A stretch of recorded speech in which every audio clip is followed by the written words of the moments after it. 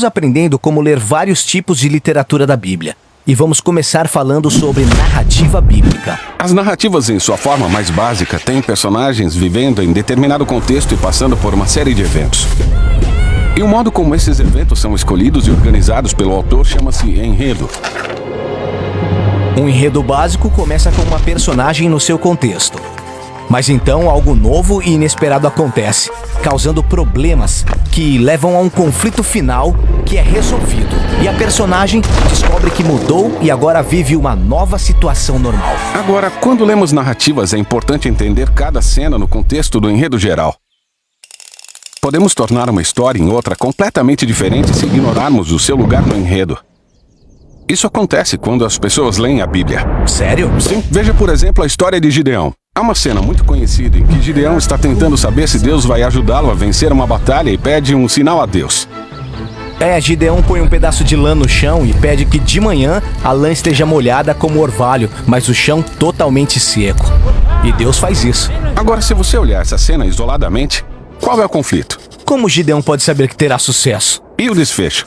Faça um teste com Deus, peça um sinal e descubra. Sim, e é assim que muitas pessoas leem essa história sem entender o ponto principal.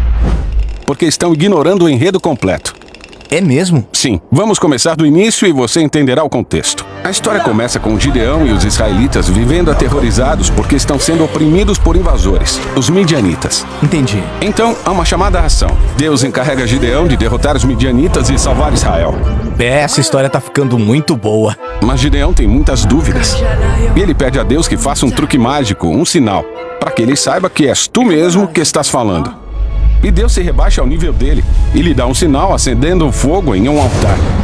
Então Gideão já pediu um sinal. Isso não é tudo. Na cena seguinte, Deus ordena a Gideão que derrube um altar de outro Deus. Mas Gideão está com tanto medo que faz isso à noite. Então Gideão é cético e meio covarde. Chegamos agora ao momento em que Gideão está prestes a enfrentar os midianitas, mas ainda tem dúvidas, por isso ele pede outro sinal, o pedaço de lã. Ele diz, quero saber se tu realmente me usarás para libertar Israel. E Deus dá o sinal que ele pede. Mas ele continua em dúvida e pede outro sinal, que é só uma variação do anterior. Certo, parece que Gideão está pedindo por muitos sinais. Exatamente. No contexto mais amplo, fica claro que o conflito não é como Gideão pode discernir a misteriosa vontade de Deus.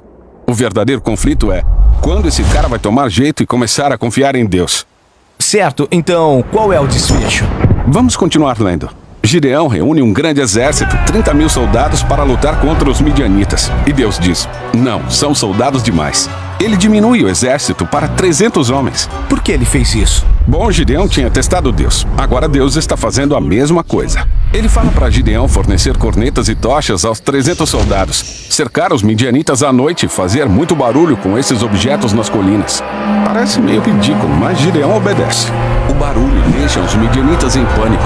Eles começam a atacar uns aos outros na escuridão, enquanto Gideão observa em segurança nas colinas. Então essa história não está dando dicas para o leitor de como discernir a vontade de Deus? Não. Ela mostra o compromisso de Deus de usar pessoas fracas e cheias de defeitos para fazer muito mais do que elas poderiam imaginar. Entendi. Então cenas curtas como a de Gideão com a lã são conectadas com outras cenas para formar um enredo maior.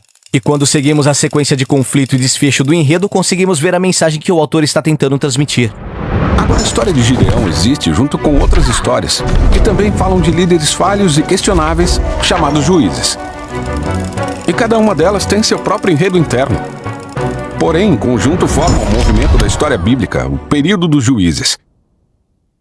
E essa história tem o seu próprio enredo único. E existem muitos movimentos dentro da história da Bíblia. Exatamente. Todas as histórias pequenas, centenas delas, se encaixam no contexto de seus próprios movimentos. E esses movimentos juntos formam os blocos que constroem o enredo formidável da história da Bíblia. Então não importa a parte da Bíblia que eu esteja lendo, preciso prestar atenção em várias camadas de enredo para poder ler cada história no seu próprio contexto. Isso, a Bíblia é uma obra literária muito sofisticada. Portanto, todos esses enredos menores continuam se sobrepondo, aumentando a tensão na história. E quando olhamos para trás, podemos ver como todos eles se entrelaçam e formam uma história unificada que nos leva até Jesus.